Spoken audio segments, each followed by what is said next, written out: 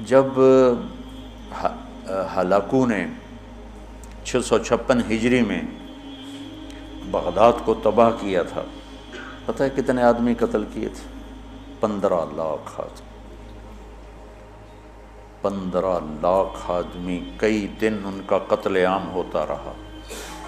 20 لاکھ کی آبادی تھی، 5 لاکھ کیسے نکل گئے، بچ گئے یا اس نے خود چھوڑ دیے، 15 لاکھ آدمی ذبح کیے اس نے۔ اور اس کے پیچھے بے شمار جو چل رہی تھی نافرمانی، اس میں ایک بڑی نافرمانی فرقہ واریت تھی، اور شیعہ سنی فساد اور شافعی حنفی فساد، مالکی حنبلی فساد۔ اب تو چونکہ اللہ نے ایسے بلاک بنا دیے کہ جو شوافع ہیں ان کا بلاک الگ ہو گیا، احناف کا بلاک الگ ہو گیا، حنبلیوں کا الگ ہو گیا، مالکی افریقہ میں چلے گئے، حنفی وسط ایشیا میں آ گئے، شافعی مشرق بعید میں چلے گئے، حنبلی بلاد عرب میں چلے گئے، تو ان کی آپس میں کوئی وہ پھینک سینگ نہیں پھنستے ہیں۔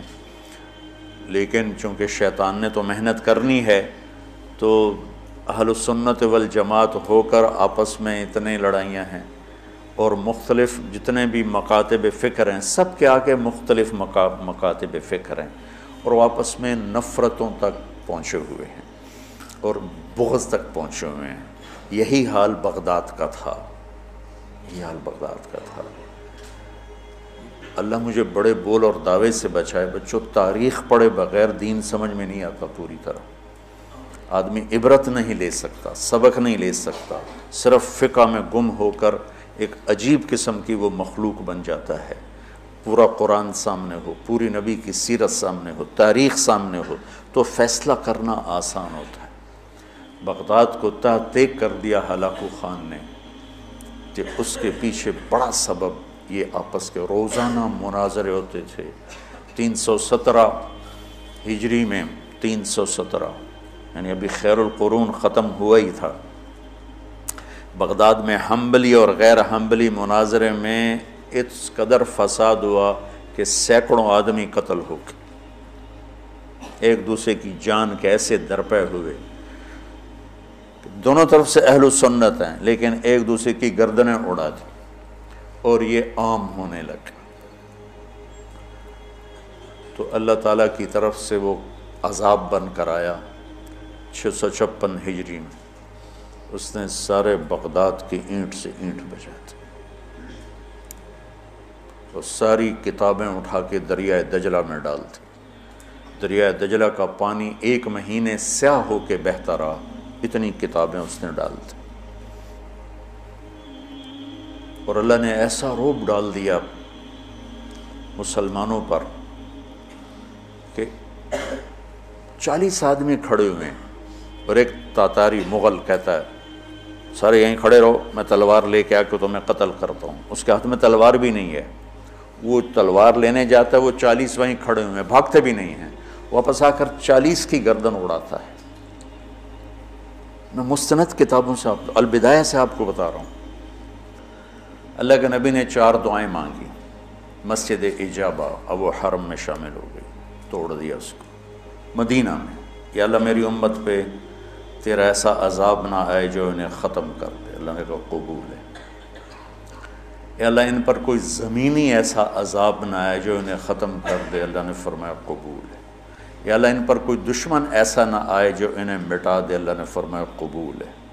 یا اللہ ان میں آپس میں اختلاف نہ ہو، تو اللہ نے فرمایا نہیں میرے محبوب، یہ قبول نہیں، اختلاف ہوگا۔ یہ پیپر ہو رہا ہے، امتحان ہے، امتحان میں ہم دیکھیں گے کون حدود پہ قائم رہتا ہے، کون حدود کو پار کرتا ہے۔ تو اختلاف اس کائنات کی لازمی چیز ہے، مذہب کے نام پر بھی ہوگا، سیاست کے نام پر بھی ہوگا، اور چھوٹی چھوٹی باتوں پر ہوگا، اور صحیح نیت کے ساتھ بھی ہوگا اور فساد کی نیت کے ساتھ بھی ہوگا۔ تو جب میرا اللہ کہہ رہا ہے اختلاف ہوگا، پھر کہہ رہا ولا تفرقوا، دیکھو تم اختلاف کرو لیکن فرقہ واریت کا شکار نہ ہو۔ کتابیں تاریخ کی بہت ہیں، اور یقیناً تاریخ کی روایت کا معیار قرآن و سنت سے کے برابر نہیں ہو سکتا ہے۔ تاریخ کچھ کہے اور حدیث کچھ کہے، قرآن کچھ کہے، تو تاریخ کو چھوڑ دیا جائے گا۔ صحابہ کی آپس کی لڑائیوں کا معیار تاریخ نہیں ہے، قرآن ہے اور حدیث ہے۔ وہ انسان تھے، بشر تھے، ان سے خطائیں ہوئیں، لیکن میرے اللہ نے کہا کُلًّا وعد اللہ الحسنى، میرے نبی میرا وعدہ ہے تیرا ہر صحابی جنت میں جائے گا۔ بس اس کے بعد ہماری زبانیں بند ہو جانی چاہیے۔ جن کو اللہ نے معاف کر دیا ہو، ہم ان پر زبان کھولیں گے تو ہلاک ہو جائیں گے، تباہ ہو جائیں گے۔ تو بچوں، آپ کو نصیحت کرتا ہوں، اور جو سن رہے ہیں، مسلمان بن کے چلو، اللہ کے واسطے فرقہ واریت کی لعنت سے نکلو نکلو نکلو، یہ ختم نہیں ہو سکتے۔ ہاں، ہم جڑ کے چلیں، اپنے اپنے مسالک پر چلتے ہوئے ایک دوسرے کو عزت دیں، احترام دیں۔ مولانا محمد قاسم نانوتوی رحمۃ اللہ علیہ، جنہوں نے دیوبند کی بنیاد رکھی، بہت بڑے مناظر تھے بر صغیر کے، ساری زندگی کسی مسلمان فرقے سے مناظرہ نہیں کی، ساری زندگی۔ حضرت تھانوی کے مواعظ 30 جلدوں میں ہیں، پڑھو۔ کسی پر رد کیا ہو ایسا بدتمیزی کے ساتھ اور اس طرح اس کی پگڑی اچھالی ہو، جن کے نام پر دیوبندیت قائم ہے، مولانا گنگوہی رحمۃ اللہ علیہ، یہ آج جو پھدک رہے ہیں ممبروں پر، یہ تو کوئی نہ ہمارے لیے بنیاد ہیں اور نہ یہ ہمارے لیے نمونہ ہیں۔ 3 آدمی بنیادی ہستی رکھ، ایک حضرت تھانوی، ایک حضرت گنگوہی، ایک حضرت نانوتوی، یہ 3 آدمی پلر ہیں دیوبندیت کے۔ دیکھو انہوں نے کس طرح، اگر کہیں کسی کا رد بھی کیا ہے تو ایسے نہیں کیا کہ انسانیت سے گرا ہوا کلام ہو یا لہجہ ہو یا گفتگو ہو۔ اور مولانا قاسم صاحب رحمۃ اللہ علیہ نے ساری زندگی کسی مسلمان فرقے سے مناظرہ نہیں، ہندو سے کیا، سکھوں سے کیا، دہریوں سے کیا، عیسائیوں سے کیا، نیچریوں سے کیا، لیکن کسی مسلمان فرقے کے خلاف آپ نے مناظرہ نہیں کیا۔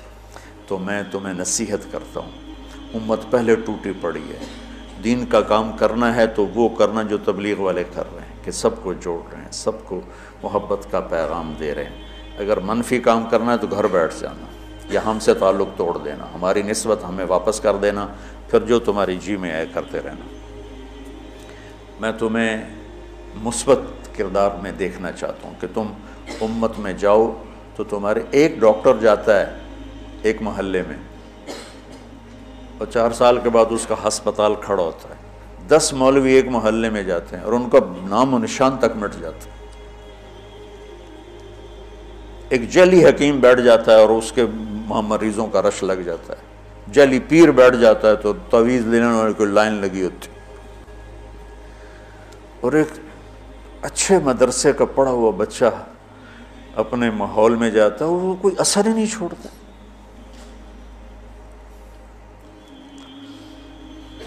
تو بچوں، تھوڑی سی زندگی ہے، نفرتیں نہ پالو، بغض نہ پالو، حقارتیں نہ پالو،